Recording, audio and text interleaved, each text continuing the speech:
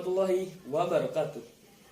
Penyebaran virus corona memang sudah terjadi, tapi bukan berarti kamu harus pasrah dan berdiam diri. Walaupun kita tidak boleh panik, tapi kita harus tetap jaga, siaga, dan berjaga-jaga. Penyebaran virus corona bisa kita kurangi. Selain jaga kesehatan, ada hal penting juga lainnya yang harus kamu jaga. Oke, saya di sini Ja'far Kamali dari Prodi Bahasa Inggris, Sastra Bahasa Inggris akan bersosialisasi tentang prokes 5M dan pentingnya vaksinisasi. Terus simak sosialisasi saya. COVID-19 ini disebabkan dengan titik-titik lengah pada kegiatan sehari-hari. Titik lengah ini adalah kegiatan yang biasa namun beresiko menjadi tempat penularan dengan munculnya beberapa klaster baru akibat titik lengah ini. Berikut adalah daftar titik lengah yang membuat Anda beresiko terpapar virus corona. Eko Krisnarto menambahkan, mencegah jauh lebih baik daripada mengobati, termasuk dalam hal menekan angka penyebaran virus COVID-19. Meskipun saat ini program vaksinisasi sedang digalakkan dengan pencegahan, lanjutnya bukan hanya membantu menyelamatkan diri sendiri, tapi juga keluarga dan orang lain. Jangan sampai setelah kena COVID-19, baru kemudian melakukan pencegahan itu. Tandasnya, mereka sudah lebih dari 1 tahun. Pandemi COVID-19 masih terus menyerang penduduk dunia. Indonesia sedang mengalami penyebaran kasus COVID-19 yang meningkat secara pesat akhir-akhir ini, membuat seluruh masyarakat merasa prihatin. Pasalnya, upaya pemerintah untuk menanggulangi pandemi dan proses pemulihan ekonomi kembali dapat terganggu. Saat ini terdapat 5 variant of concern atau VOC, varian virus penyebab COVID-19 yang sudah ditemukan di dunia, yakni varian Inggris, varian Afrika Selatan, varian India, varian Brazil, dan varian California. Suatu varian disebut VOC jika sudah terbukti secara penelitian ada 1 atau lebih 3 efek yang dikhawatirkan, yakni lebih mudah menular, lebih mematikan, dan membuat efektivitas vaksin berkurang. Vaksin virus penyebab COVID-19 yang sudah ditemukan di Indonesia baik dari kasus impor maupun transmisi lokal, yakni varian dari Inggris, Afrika Selatan, dan dari India. Upaya untuk mengalahkan penyebaran dan penularan COVID-19 di dunia tidak mudah. Namun, beragam upaya terus dilakukan para ahli dan penduduk global demi mengakhiri ancaman virus corona yang terus menyerang bertubi-tubi.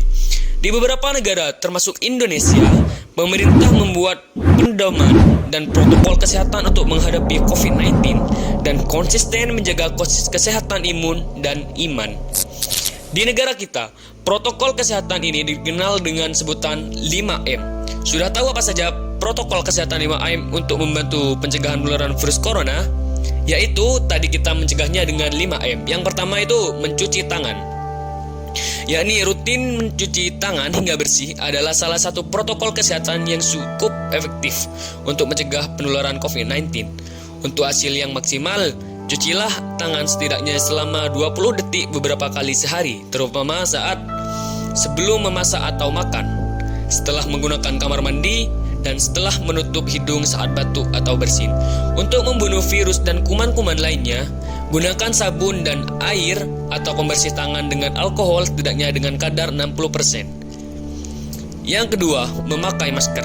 Pada awal pandemi COVID-19 tahun lalu, Organisasi Kesehatan Dunia atau WHO mengatakan bahwa penggunaan masker hanya direkomendasikan untuk orang sakit, bukannya orang sakit.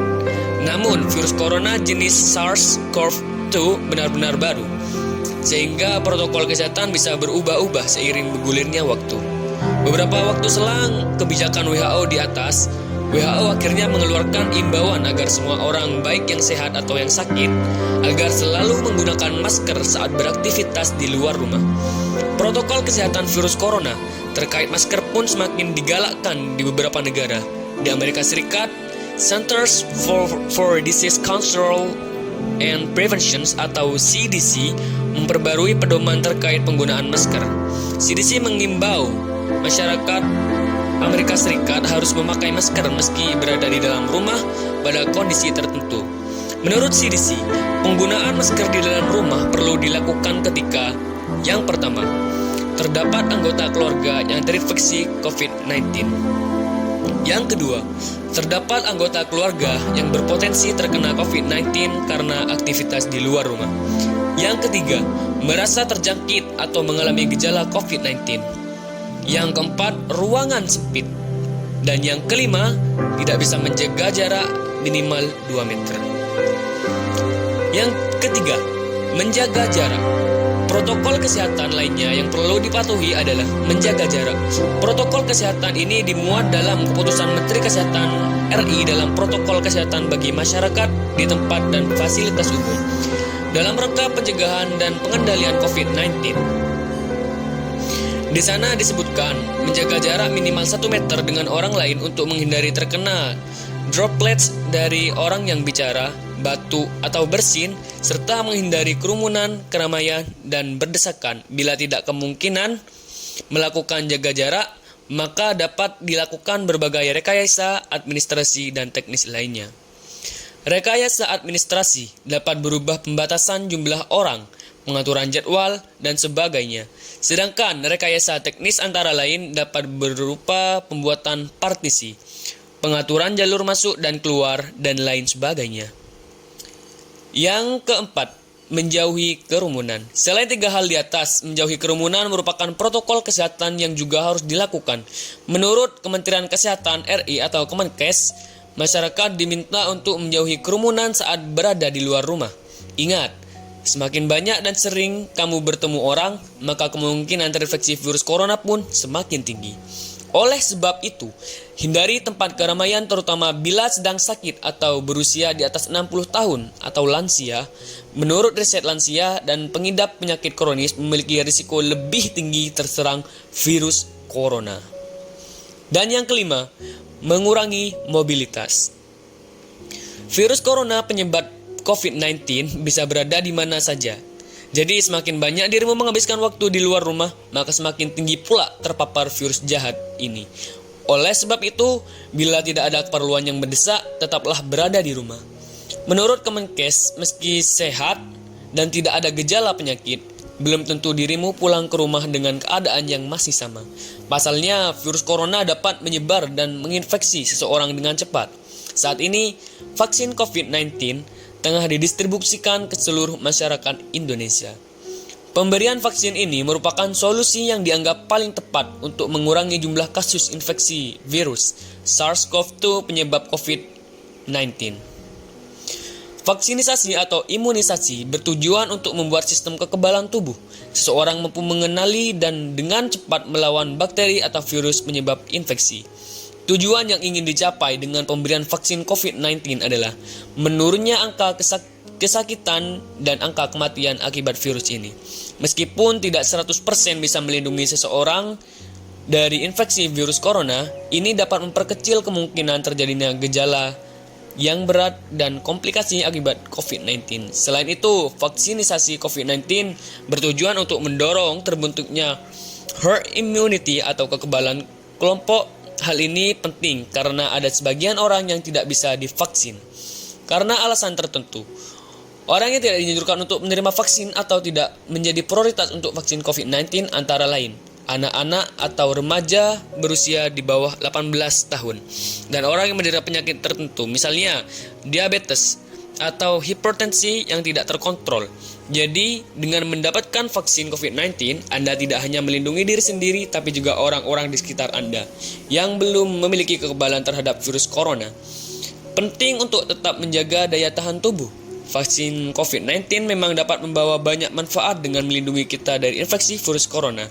Namun, perlu diketahui bahwa vaksin ini tidak diberikan kepada orang yang sedang sakit, berat, atau sudah terinfeksi virus corona. Jadi, pastikan untuk selalu mempertahankan daya tahan tubuh Anda, baik sembari menunggu giliran untuk diberikan vaksin maupun setelahnya.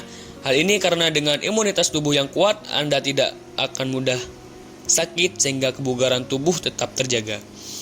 Vaksin COVID-19 diharapkan bisa menjadi solusi untuk menyudahi pandemi yang telah memakan banyak korban jiwa, serta melumpuhkan aktivitas masyarakat. Dan partisipasi Anda dalam program vaksinisasi ini akan sangat membantu pemulihan kondisi negara kita. Vaksin memiliki lebih banyak manfaat dibandingkan dengan efek samping yang dihasilkan. Vaksin dapat memberikan antibodi yang lebih tinggi dan memberikan proteksi terhadap virus COVID-19. Perubahan alami yang dialami ibu hamil membuat sistem imun di dalam tubuh juga dapat berubah. Central of Disease Control (CDC) telah menyatakan bahwa ibu hamil dan ibu menyusui boleh melakukan vaksinisasi COVID-19 untuk menekan potensi terinfeksi. Meski begitu, tiap kebijakan tetap berbeda-beda. Di kota Surakarta sendiri, ibu hamil masih belum diperbolehkan untuk melakukan vaksin. Dimanapun berada, alangkah lebih baik untuk berkonsultasi dahulu kepada dokter sehingga kesehatan dan keselamatan ikut terjamin. Dalam menanggulangi pandemi COVID-19, upaya vaksinisasi dilakukan tidak hanya menjadi satu-satunya upaya untuk melindungi masyarakat dari penularan COVID-19. Selama belum mencapai kekebalan kelompok herd immunity, maka pencegahan yang efektif saat ini adalah mematuhi protokol kesehatan 5M, yaitu dengan double mask, dengan masker medis dilapisi bagian luarnya dengan masker kain agar menutupi rongga dari masker medis tersebut, menjaga jarak, mencuci tangan, menggunakan sabun dan air mengalir, menjauhi kerumunan, dan membatasi mobilitas. Seperti vaksin pada umumnya, vaksin COVID-19 berpotensi mengakibatkan efek samping bagi penerimanya. Efek samping seperti lengan pegal, meriang, mual, dan sebagainya sangat wajar dialami setelah menerima vaksin. Hal tersebut pertanda bahwa vaksin sedang bekerja dan tubuh sedang membangun antibodi.